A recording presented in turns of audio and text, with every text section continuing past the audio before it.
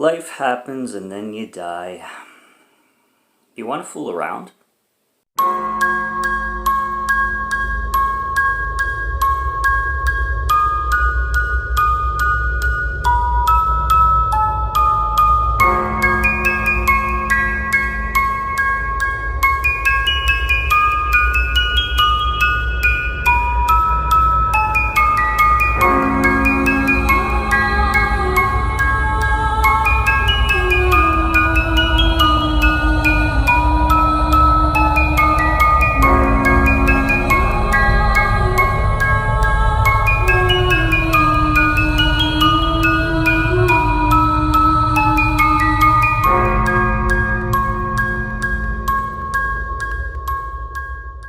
What's going on, guys? Welcome to 31 Days of Horror. I am Morgan Film Fan. Let's jump into some scares. Wedding slashers.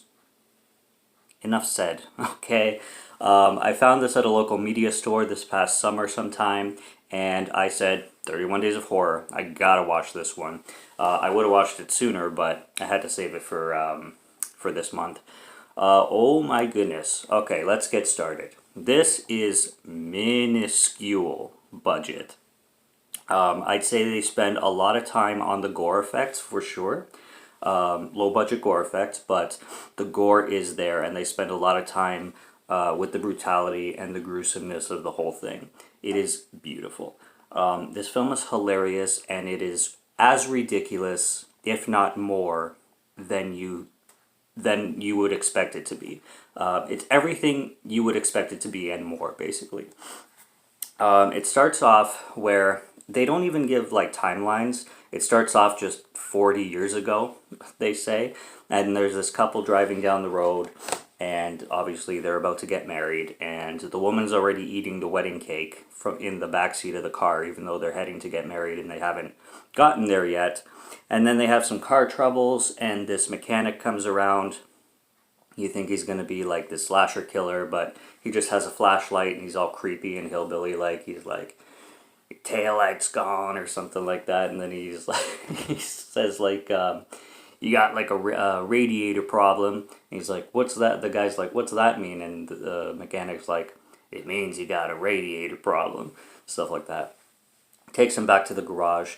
The mechanic gets killed, and then this other slasher shows up. And he has this like 1940s gas mask on, and then he ties this couple down and murders them. Then it's 5 years ago, and we end up on this prom night where there's this couple, and they're in a car, and the girl's like basically telling the guy like he wants to hook up, obviously, and she's all into it, but she tells him that she's only willing to put out if he's willing to basically run away with her because she wants to get the hell away from her family. So he agrees to it, and then here comes another slasher killer, and the kid ends up getting killed, and the girl she cranks the radio and she's like, la la la la la. It's so ridiculous. I'm like, really? That's what you do? I know you're scared, but holy fuck. Care about your boyfriend much? And he's getting slashed and like blood's coming out of his mouth and everything. And she starts singing Mary Had a Little Lamb to calm herself down. It's crazy. And then it flashes forward to therapy, where she's in a therapy session. This therapist literally has the fakest toupee that I've ever seen in my life. Like, clearly he has hair, and clearly either he has something on his head that's making it look like a toupee, or he just shaved the top of his head and left the sides. It's ridiculous. So she's talking about, her history and her history of violence and all that stuff. And then it goes to yesterday. So again, we don't have dates. We just have like years ago and when things are taking place. So we end up at a bachelor party.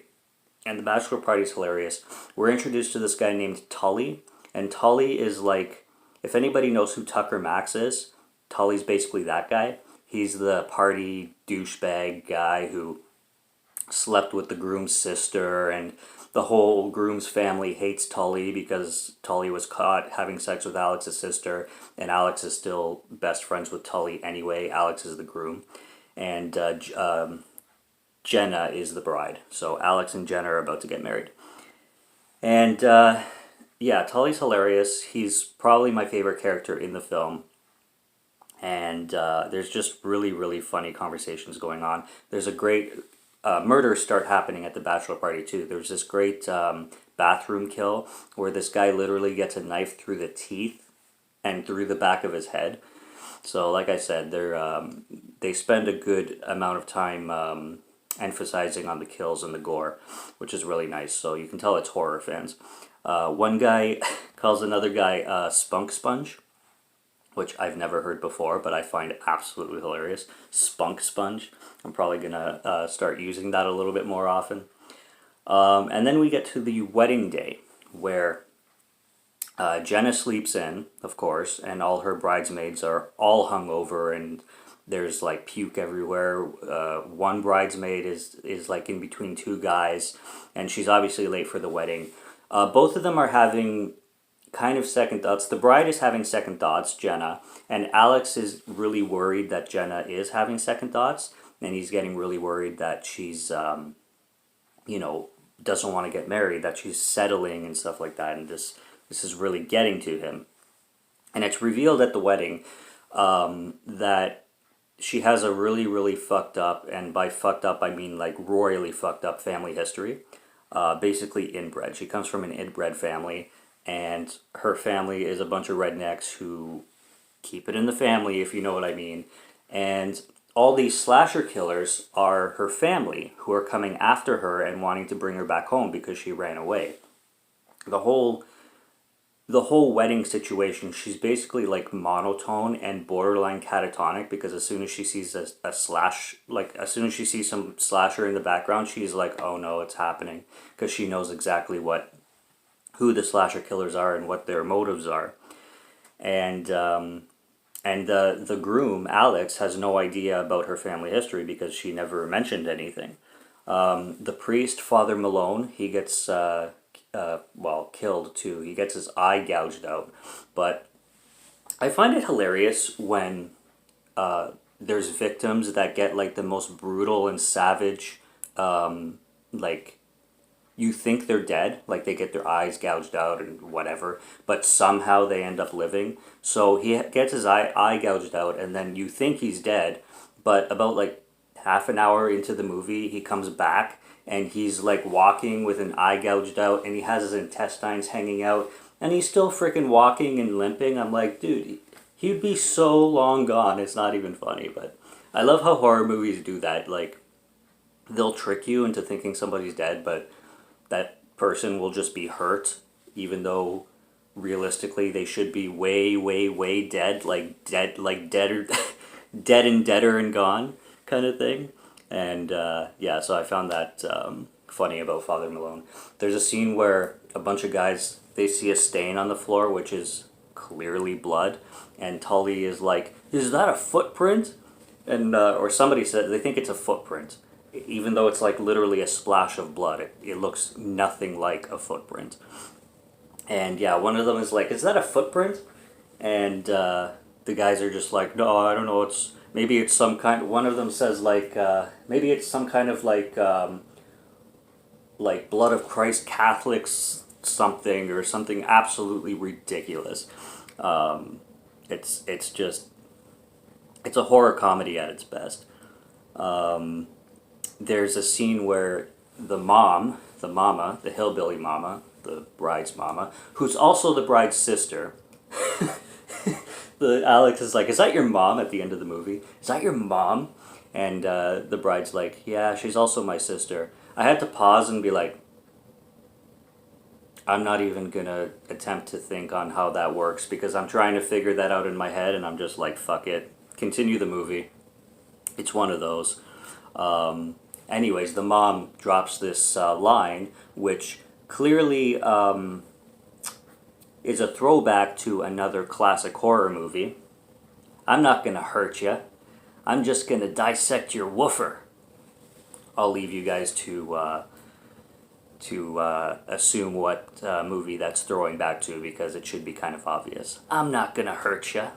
I'm just gonna..." Yada yada yada. Everybody should know, every horror fan should know what movie I'm talking about.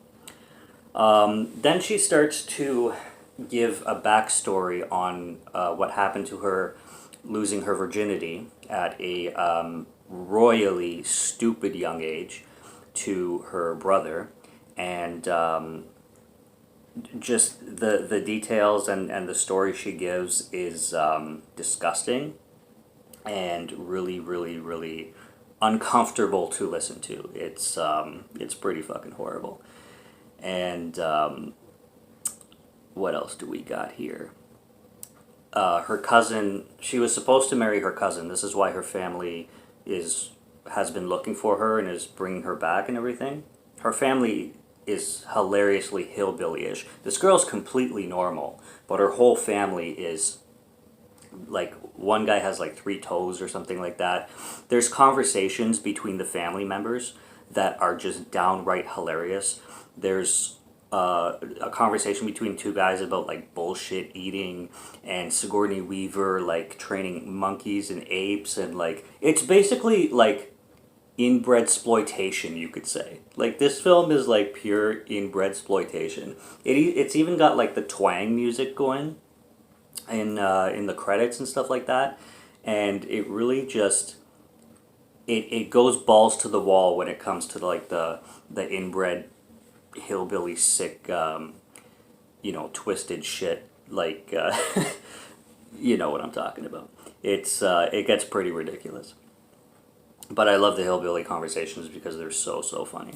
So yeah, it just basically leads up to a situation where the cousin shows up in a ceremonial, which is one of those black hoods, and she keeps making fun of him because she keeps calling it a dress, and he's like, "It's not a dress, it's a ceremonial."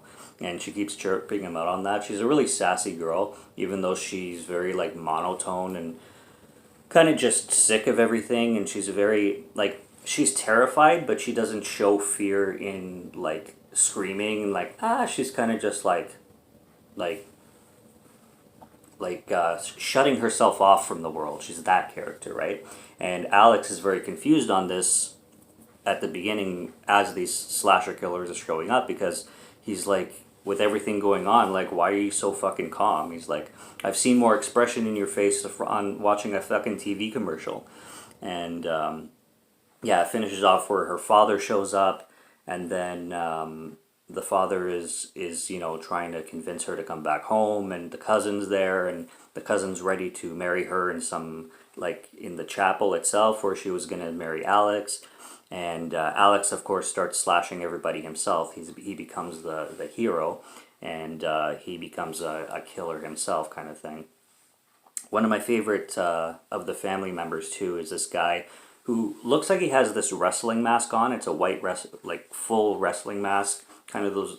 It looks like one of those Spanish wrestling masks with a mohawk, and he's a bigger guy, and he's got like overalls, and he has a lisp, and he's again your stereotypical hillbilly.